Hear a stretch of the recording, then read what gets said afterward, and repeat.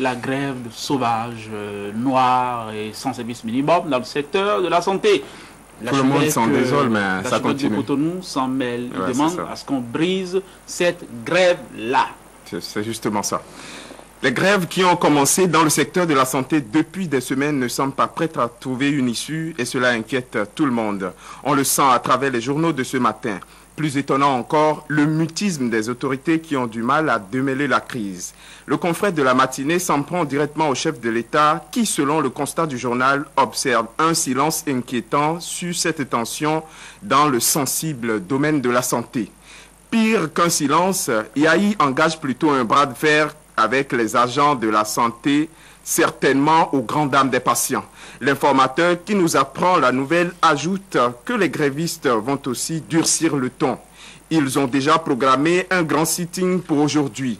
Et d'après le quotidien, les médecins mettent en garde le gouvernement. Ils vont aussi se joindre au mouvement si les choses restent en l'état. Durant la semaine dernière, un fort contingent d'appelés au service militaire a fini sa formation et est prêt à servir.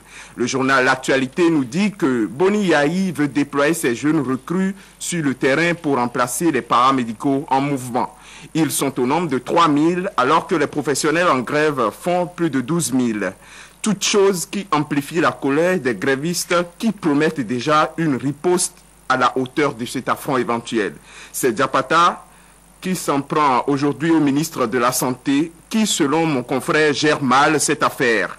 Notre temps, le label, nous dit que c'est pour cela que la tâche du chef de l'État se complique. Il doit donc déposer le tablier. C'est bien sûr le ministre de la Santé et c'est Diapata qui nous parle ainsi ce matin. À la une de Fraternité, par contre, ce sont les grévistes qui sont indexés par l'archevêque de Cotonou qui n'a pas du tout aimé leur manière et l'a exprimé dans les colonnes du journal. Monseigneur Gagné a exclusivement demandé aux fidèles catholiques qui observent le mouvement de briser le mot d'ordre.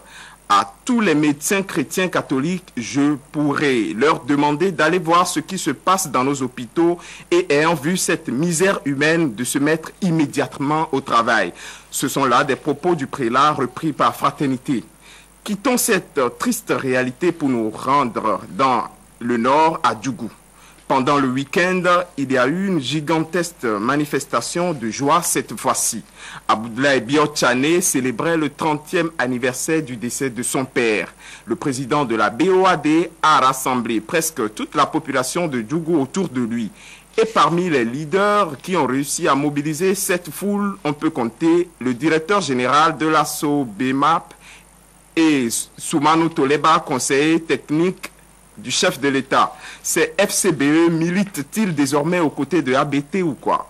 Le quotidien L'Autre Vision nous relate les faits en expliquant que ces détenants de la mouvance sont tout simplement tombés dans leur propre piège. Ils avaient juré d'organiser une manifestation parallèle pour réduire l'ampleur de la fête de Biotchane. Ils ont alors mobilisé des marcheurs pour faire le contrepoids, mais malheur en a pris. Les manifestants casseurs de fêtes se sont plutôt joints sans heurts au camp ABT, laissant tout seuls ces deux cadres FCBE.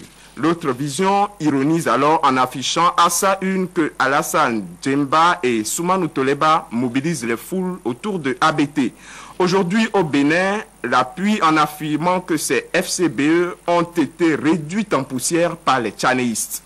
Du côté de la plage Obama Beach à Cotonou, il y avait aussi foule. Et là, en vedette, c'était toujours l'opposition. Maître Adrien Oubedji, candidat de l'Union fait la nation, était en communion avec une forte colonie de jeunes. Un rappel des troupes qui fait dire au quotidien Trait d'Union que Adrien Oubedji gagne le cœur de ses sympathisants. La Nouvelle Tribune informe que 5000 jeunes bénévoles ont rassuré Maître Oubedji de leur entière disponibilité à battre bénévolement campagne pour lui en 2011. 24 heures au Bénin trouve qu'avec cette démonstration de force, l'alternance se précise pour 2011. Et c'est Yahi qui doit s'en mordre les doigts conclut l'événement du jour qui constate qu'il n'y a plus rien à faire. La jeunesse béninoise est ainsi conquise par le candidat de l'UN. Toutes ces démonstrations pour les élections à venir, mais de ce côté, rien n'est sûr. Le quotidien de service public La Nation rappelle ce matin que la Sénat et la liste électorale sont toujours en souffrance au Parlement. La suite, tout aussi inquiète, avertit déjà que les travaux de ce jour à l'Assemblée nationale constituent la dernière chance pour sauver le Bénin d'un chaos électoral. Nous espérons quant à nous que les députés vont trouver la solution pour démêler cette... Le trou de la serrure, pour que ça y est, on ouvre la porte. Pour d'autres cas, merci. Votre compte rendu de lecture est assez exhaustif d'ailleurs. Un exercice de maison pour vous. On en reparlera demain, c'est sûr. Justement. Vous lirez Éphésiens 3, 20, 21. On en parlera demain. Bonne journée. Pour lui de trouver la solution à la crise. Merci à toute l'équipe technique qui nous a accompagnés ce matin sous la férule de Chidéric Ablou. Bonne semaine à vous tous. À demain. Ciao Pantin. 7h.